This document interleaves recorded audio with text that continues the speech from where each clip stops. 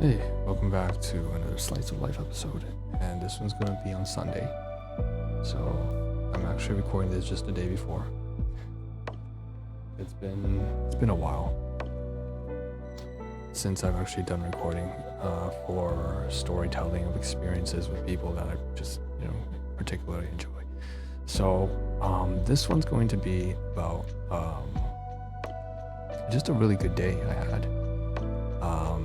It was probably like 2 to 3 weeks ago, and what was it for? Right, I had to fix my watch. So right here, if you can't show the camera, right, my watch here is, sorry, just ignore the chain. We'll talk about the chain thing like when we get to the material section. Inventory is Monday, right? Monday series for inventory, physical inventory, materials, and the story behind it, the significance behind them, or the utility. Like physical inventory. Like Tuesday is for like retroactive uploads during the crisis that we didn't upload. We have like a data, like almost 100 episodes we didn't upload. So I'm just tossing retrospective episodes up on Tuesdays. Thursdays is usually the longer segment sometimes, but I try to shorten them as much as possible now because I don't really. It's usually covering like social dynamics and the behavior of human beings and how corrupt they can be at times, and also how miraculous they can do. They accomplish great things. We can also, and then of course Friday is the digital stuff. So, anyways, long story short, I'll cover that on Monday. Back on topic though, right? I need to fix my watch because one of the stencils, the metal stencil things, fell off, and then it would no longer clip on. And so what I did at the time is I went back to, I'm gonna slow down, okay? I'm gonna slow down. I went back to kind of where I grew up, the first 10 years, the first decade, which was full of tumultuous stuff because I was stuck with very volatile and borderline dangerous household. But that's why you just take care of yourself. You be your own. If you can't find your own, you can be your own caregiver. You can find a way to embrace even the darkest moments when there's emptiness and the void. And if you can't, then there's so many things you can do, right? And human history has so much information out there. So you can always look for and seek for a godfather, whether that's through religion and through books and champions and legends and so on and so forth. There's always a way to find a figure that you can look up to, and then eventually you can sort of even mimic and mock, method act out your own parental role. And then you can do that for others, especially if there's like an orphan who you can almost take in under your wing. Anyways, that was kind of the area I went back to, and it's on the east side of the city. And it wasn't all gloom and doom, right? There were a lot of like fond memories, not necessarily positive, but they were fond. There's that nostalgia, there's that reminiscence. And going back there, I remember, there's that mosquito park or whatever, with a swing set there.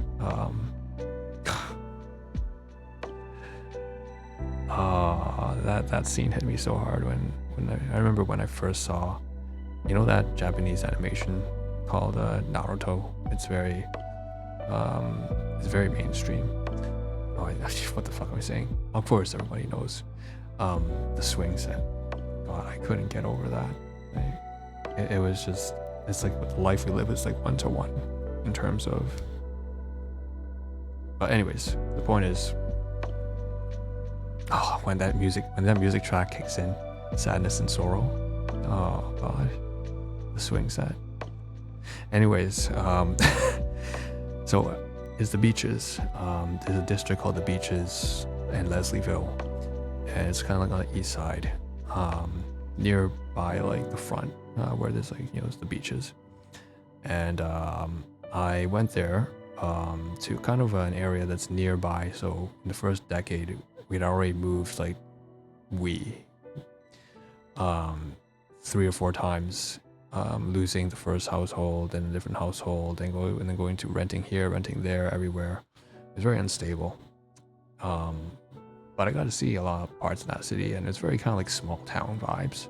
Even though it's a big city, it's like small time vibes there. And so I remember the No Frills, the grocery store over there, as well as beside it there was this like little emporium. Sorry, not emporium. I'm thinking like an apothecary making potions and stuff like that. No. Yeah, this story time. It's just stories. I'm just talking to you, all right? Just talking to you. It's just talk. And it's feel good because next to that No Frills, we call that Lil India, by the way, because it's kind of where you go for like Punjabi food and, you know, there's and stuff like that. Anyways, you go there, and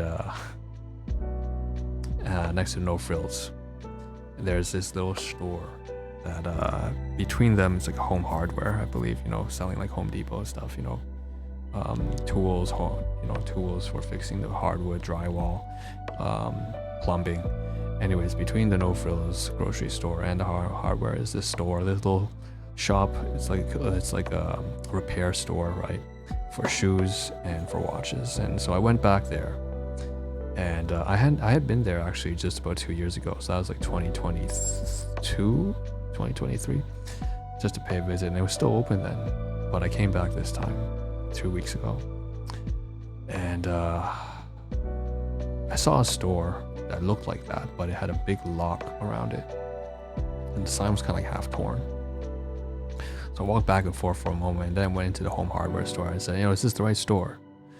At the time I wasn't really sure that the home hardware wasn't mistaken for the repair store that I was reminded of, because it's like so far back. And he tells me, the store owner, again, no, nothing confidential, but let's just use basic names like John, tells me that, you know, it's like, oh, you know, hey, how's it going? And they kind of have this smirk because they've seen me around, and I don't have exactly the most conventional haircut, all right, you know, so there's always these snickers here around going around, and I was kind of pissy about that before.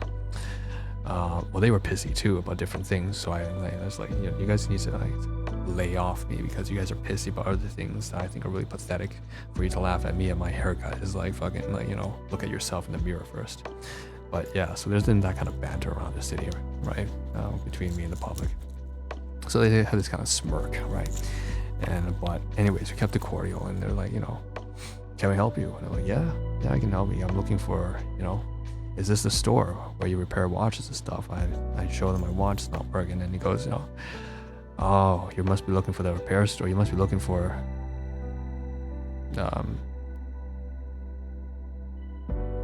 let me think of a name. I don't want to use the real name. No, it's not like, oh fuck, you can't really identify anyone anyways. It's just like the first name, but I don't want to use any real name. So let's say Oliver.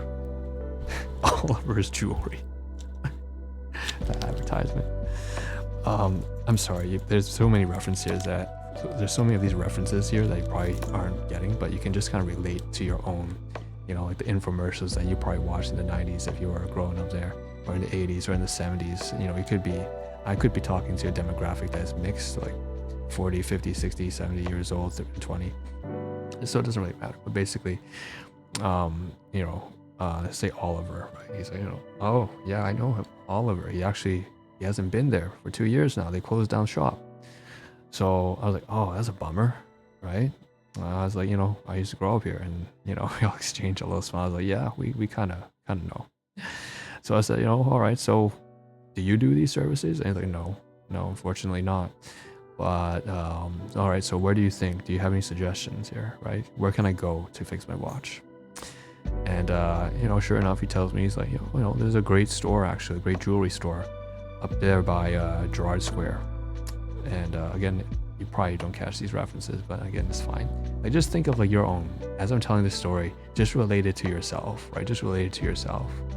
Like, you know, when you were, you know, places that you've been when you were growing up, that store, that mall, that school, that library, that church, right?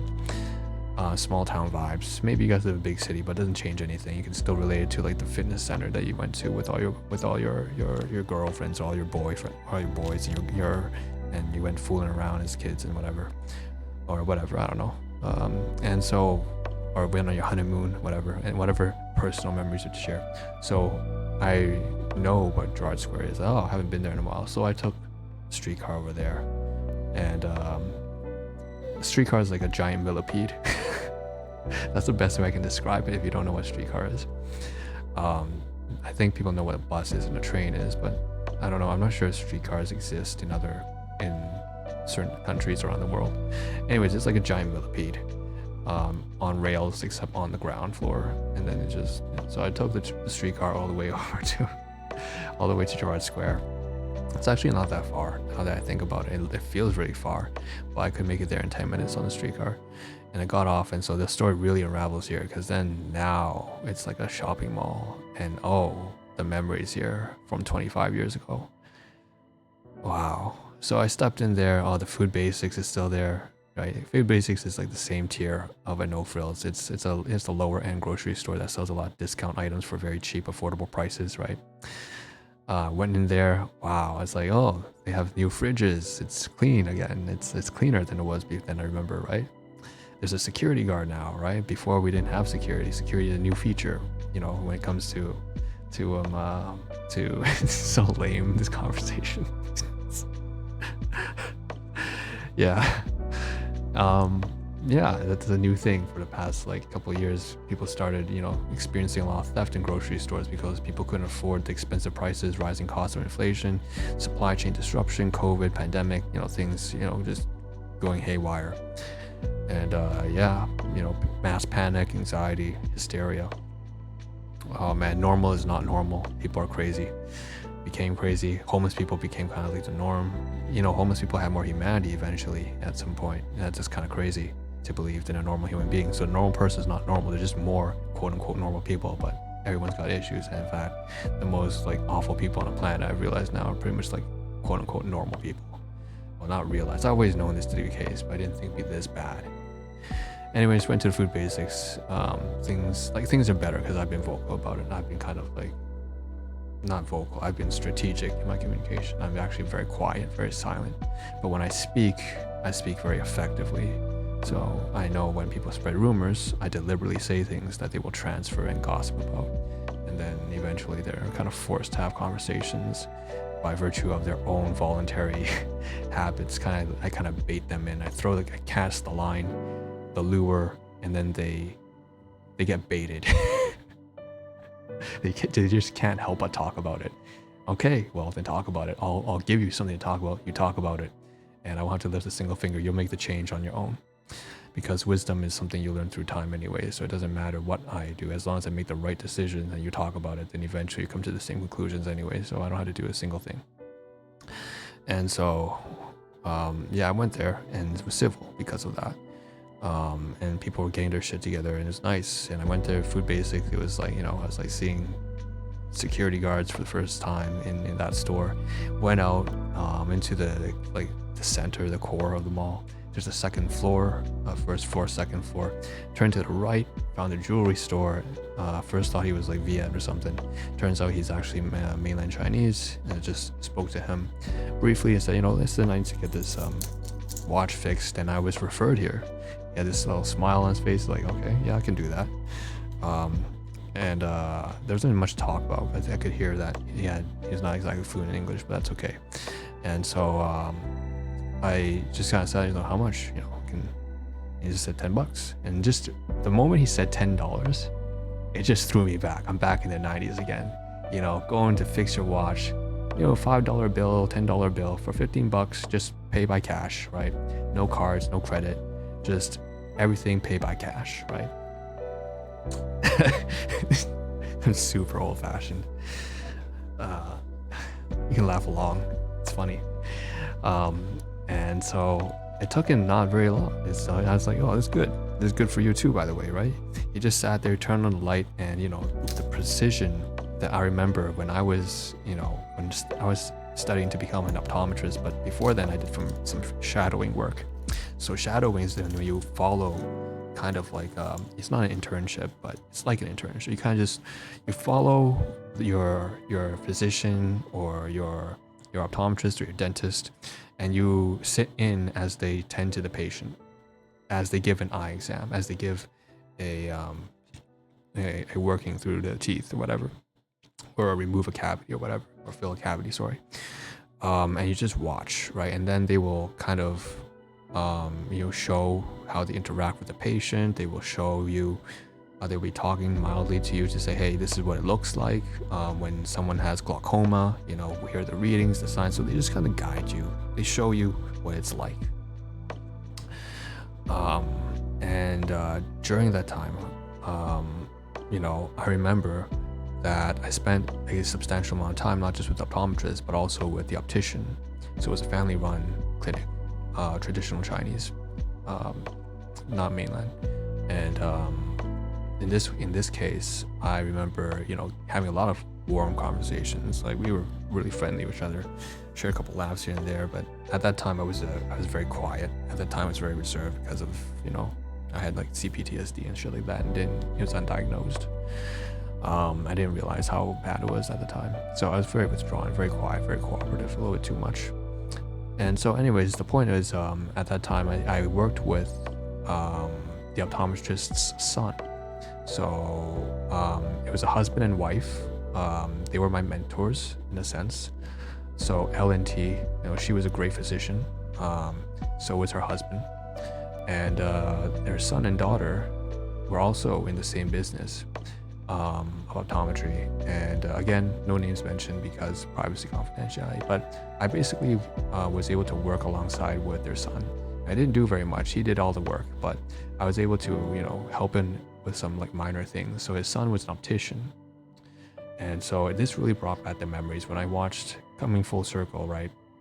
This guy playing around with my watch with his little tools that were really refined, precision screwdrivers and everything, like tiny things that he needed almost like a magnifying glass to work with. He had like this like lamp light turned on, and it just brought me back to maybe about 15 years ago when I was shadowing my optometrist, and her son as an optician was tinkering with people's prescription eyeglasses. And so I had some experience with that as well. And I myself, if you can't tell, I'm very analytical and very specific. I have a lot of hands-on experience as well.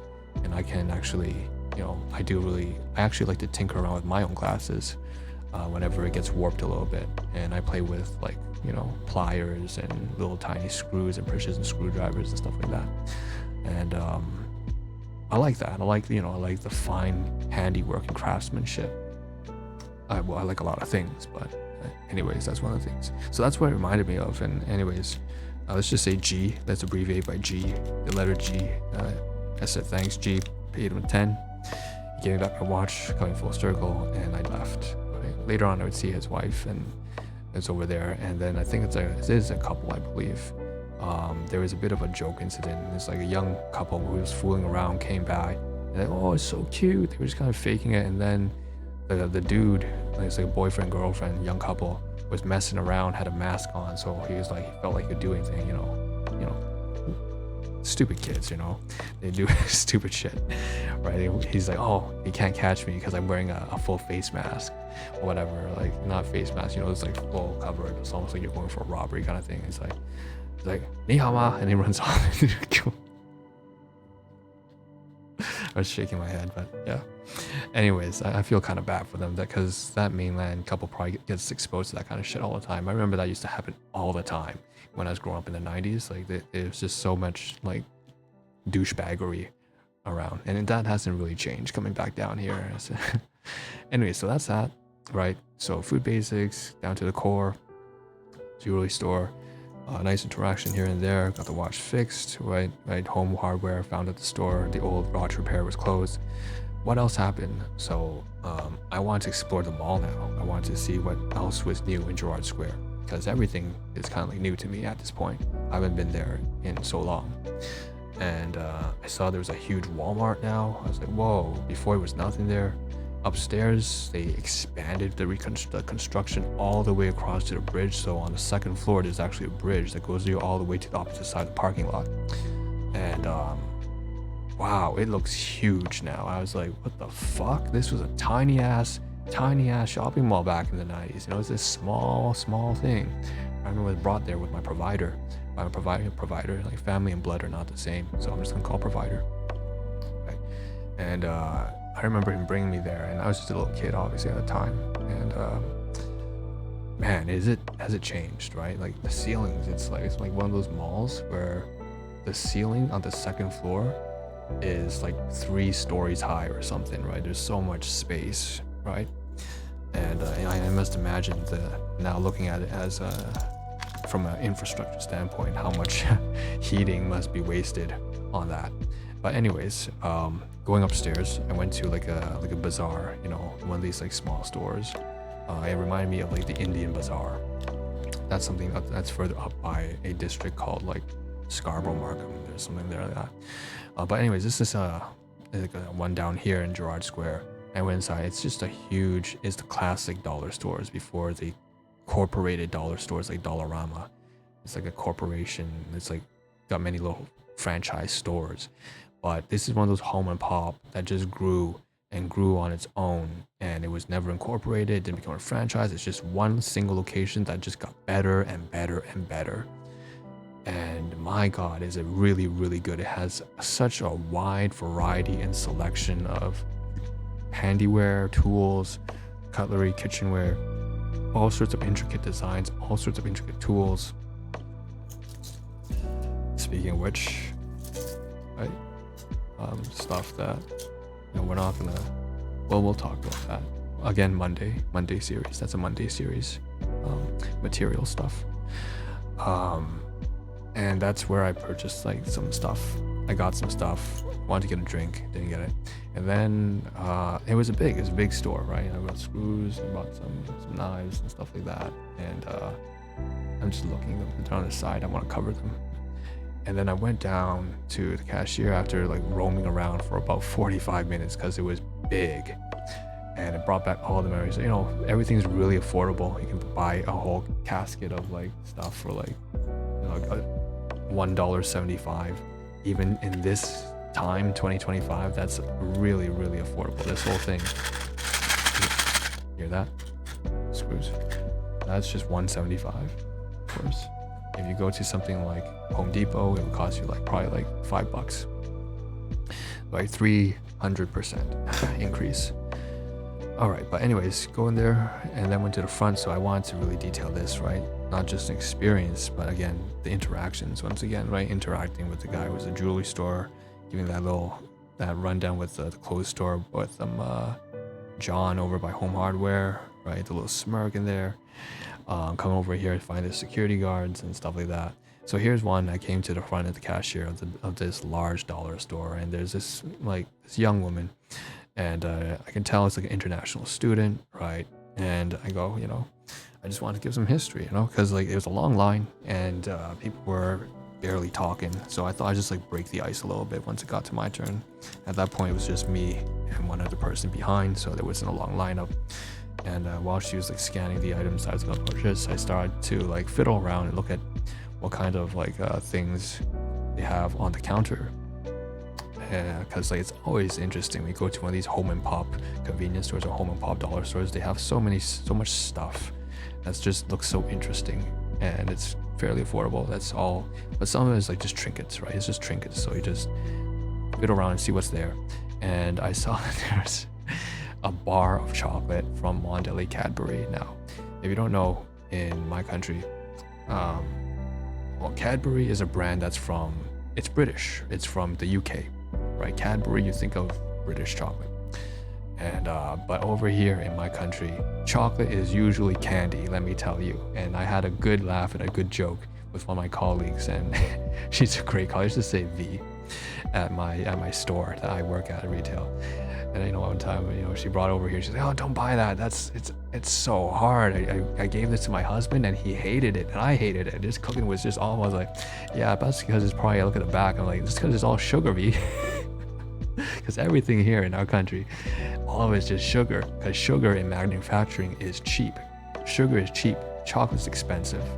So when it comes, if you just take a look at the nutritional facts, when it says chocolate, it's not chocolate, it's candy. And then eventually legislation had to change within the past couple of years, the past decade, it's been changed such that all chocolate, quote unquote, that has a certain amount of sugar, like 45% sugar, has to be designated as candy. So anyways, I brought this topic up to the cashier, right? Because she's obviously new to the country, and I just had some stories. I want to break the ice, break the silence a little bit, you know. And I said, my provider, it's like, I just told her my biological mother. That's why I said, right, used to work at a Cadbury store, right? I'm not gonna run up to a random person and say provider. Under the context of here, yeah, understanding the DV and the SA and domestic violence in this project, in this podcast, in this multimedia project, I'll say provider, but I'm not gonna just expect people to understand that. So I just say biological mother. Way back 25 years ago, this bar here, she used to work in a factory, and I remember growing up, she'd tell me all the time. I told this story to the cashier, Cadbury chocolate is not chocolate, it is all candy. You turn around, it's like a heart attack in a box in a bar. And she gave us a little smirk. I was like anyways, that's I just wanted to comment on that, because like the things you see when you get older, right? It's like, I would never buy that, man. I would never buy that. Growing up, I wanted to just try it once, but I always knew ever since I was little, this is just candy. It's literally it's so bad for you. Anyways, push that to the side. I get my stuff. I say, okay, bye, thanks. And then I leave, and then I go to the next place. And I'm like, what else can I see here, right? It's like, it's an experience. Like, so fucking lame. All right, so I'm having fun, and I move on to, I see, oh God, look at that. There's like one of these like Chinese bun stores, right? It's like, but they've commodified it now. It's become like a franchise. So I was like, oh God, it's too common. I don't want it. If I really want something good, I'll go to the Hong Kong one. Hong Kong, it's like HKI Hong Kong Island. It's so stereotypical. In Chinatown West Side. And I'm not particularly Chinese. I am mixed. I'm like, you can think of like Viet or like Cambodian or like Singapore, that kind of stuff. Thai. Anyways, the point is, although I can speak the language still. Anyways, so I went over to look at the backdrop. I just realized the aesthetic. Anyways, I would go to afterwards. So I just ignored the Chinese bun store because it wasn't that interesting. And I went downstairs again, and I saw, oh, wow, right? So first of all, I want to check out the Walmart. And you're like, what the fuck? This guy's checking out Walmart instead of Wonderland. This guy's checking out like a dollar store instead of a nightclub. Yeah, I don't, that's my kind of shit, right? Like I said, it's like super lame and stuff like that. It's like old people.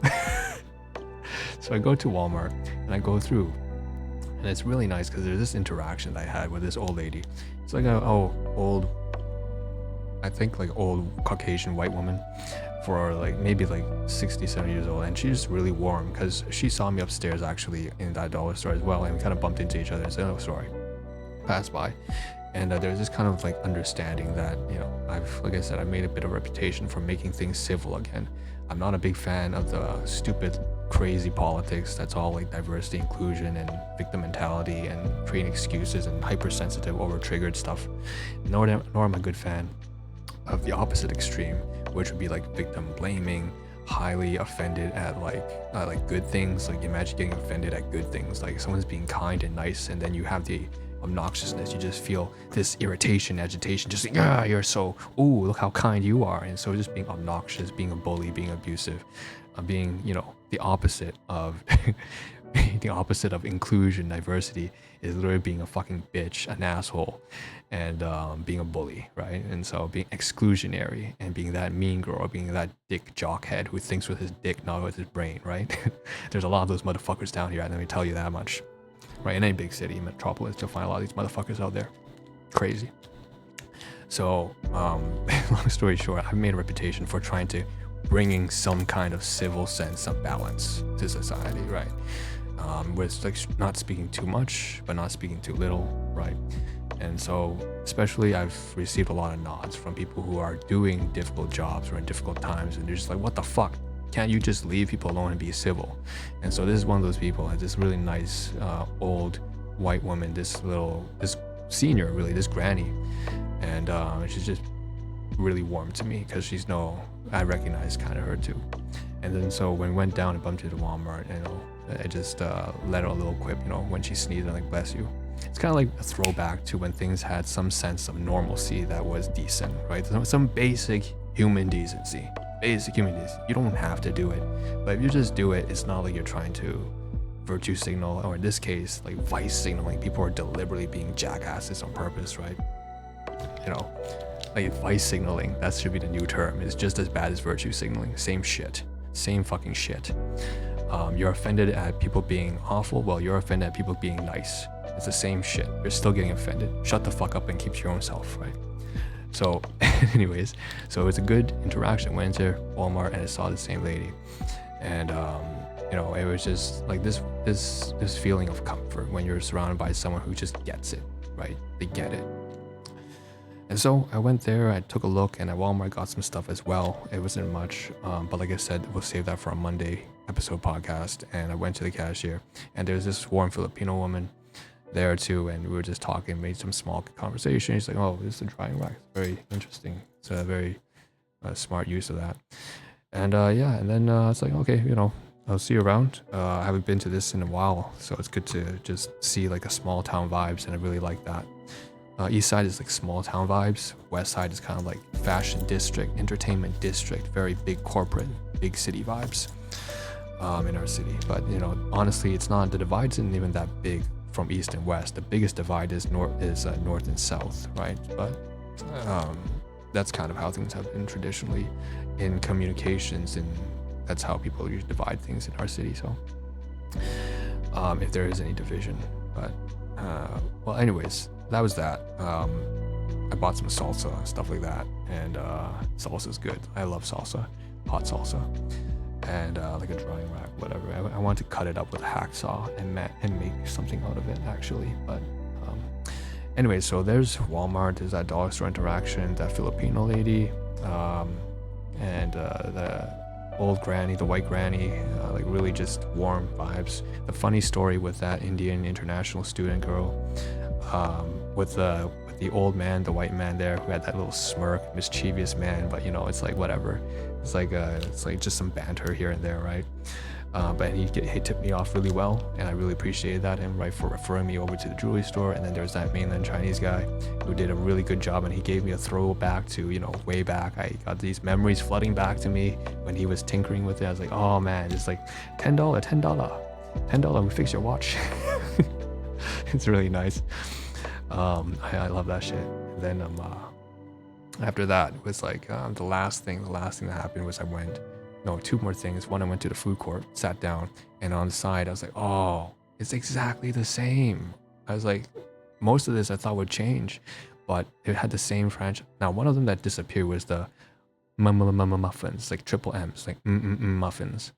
That is definitely a 90s thing. It closed down really at the turn of the century, like 2000. I never saw another muffins ever again. But there was still the Manchu Wok. Usually, Mandarin speaking, usually they're not, that descent is not mainland. It's more like, no, it is. It's more like it's like Shanghai. Sorry, I have to translate for in my head. Like, Khoisan, Shanghai. Yeah. Okay. Well, there's other like different dialects. Anyways, and they're Mandarin speaking, so they could be from Taiwan as well. So Manchu Wok, and then there's one on the side there. I don't think Manchu Wok is supposed to be Singaporean. I'm not sure. Anyways, to the side, there's also Tropical Joe's, which is Caribbean cuisine. I was so tempted to go there and get some jerk chicken. I was like, so good, but I didn't do it.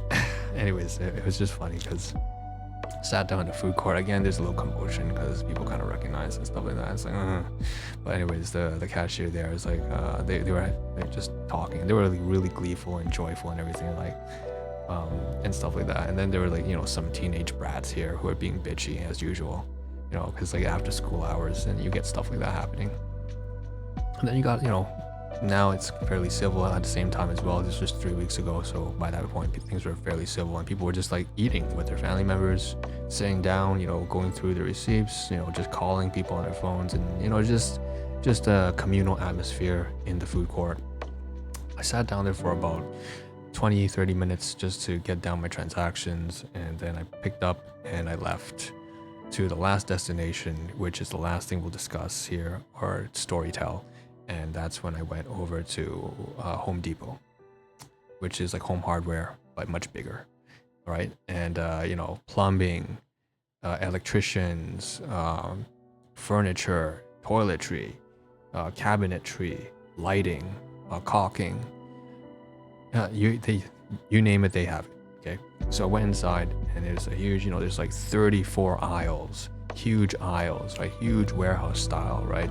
And I love it. I love that kind of stuff. I love that kind of shit. It's just super practical. I went in there. I did buy like caulking tube and stuff like that. But the main highlight, and then, you know, two main highlights. First of all, was like, you know, I asked one of the, it's like an old Indian man, I think. Again, anytime I list race, it's just because I'm being descriptive. I don't know what the fuck. Don't accuse me of racism. This is just being descriptive. That's what you call it. Like, how else would you describe someone, right? Just say an old man. You know, I want to give a little bit more description to it. That's all. And so I asked the staff member, the old Indian man, what am I going to go?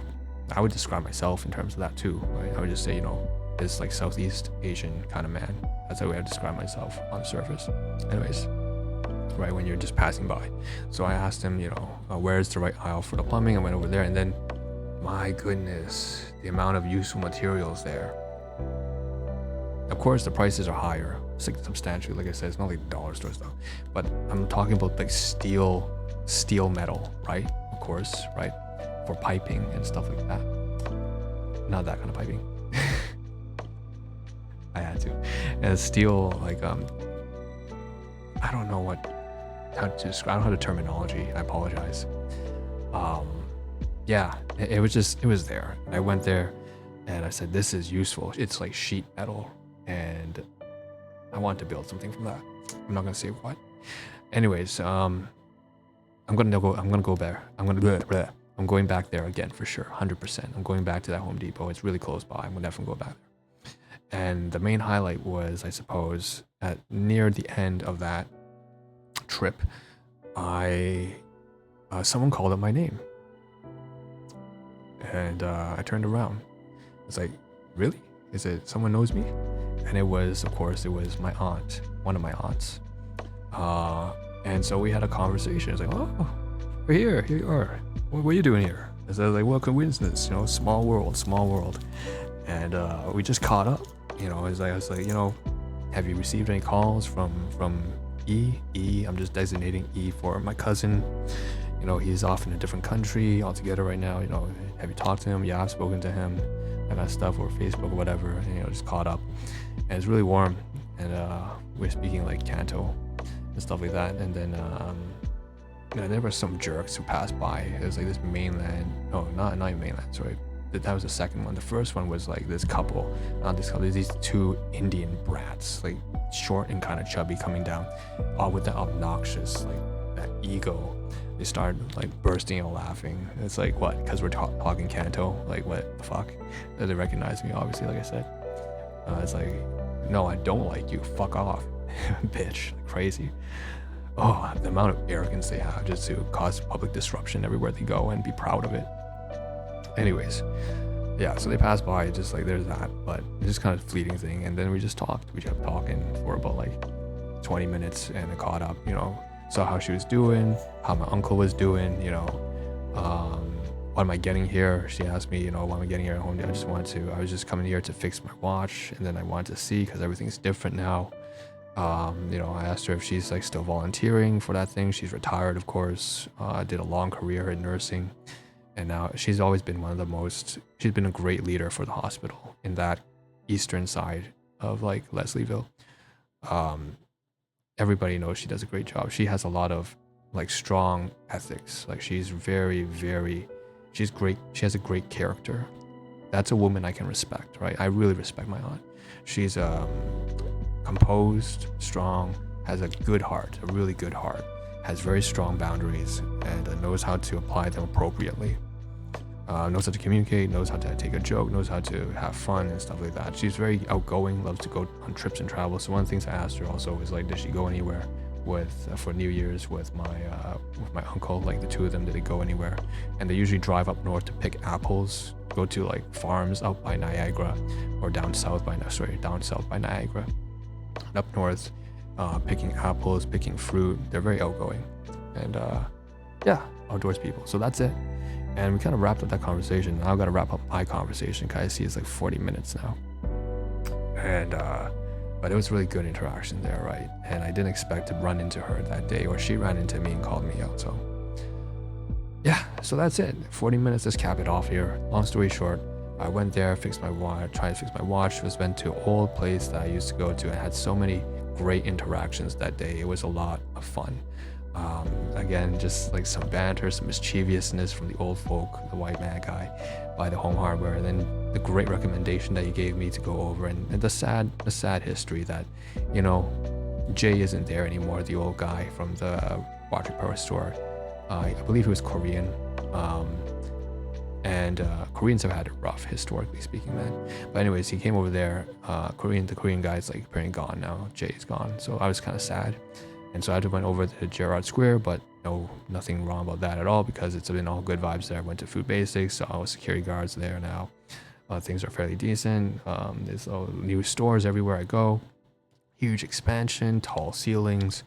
Go to get fixed by jewelry, get to, get a pang of nostalgia, get throwbacks into the 90s. This guy here, sitting in Chinatown, feel like I give him $10. Can you get this job done for me? Done quick, 5 minutes tops. Just gets it done. Fantastic, very. And then over there's like some teenage kids pass by. They say some dumb shit, but it's kind of snickery funny. It is a little funny, stupid funny. And then moving on, there was like going upstairs to the large like home and pop family run dollar store.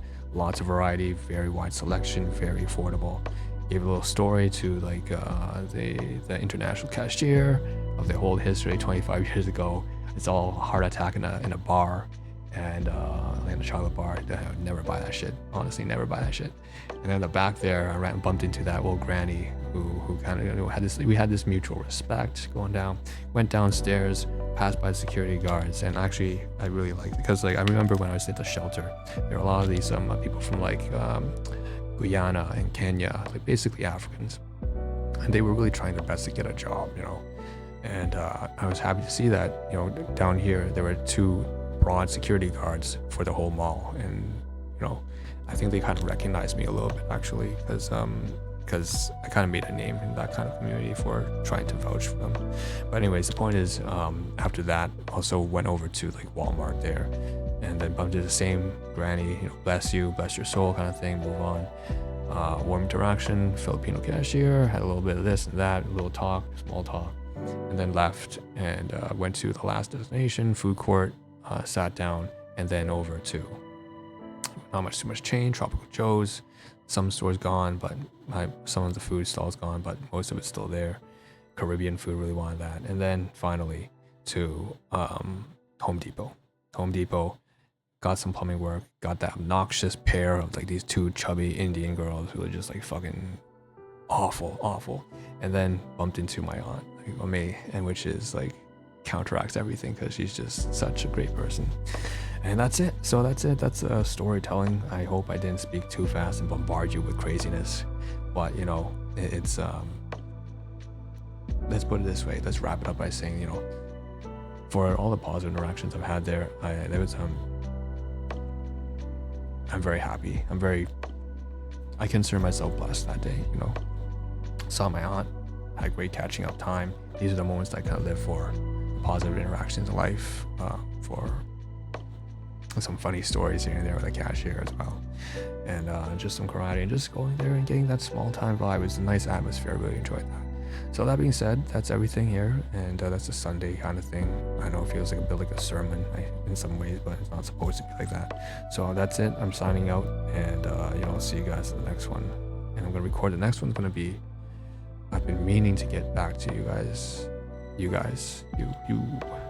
So you guys have left some comments. We'll record that next. Cheers.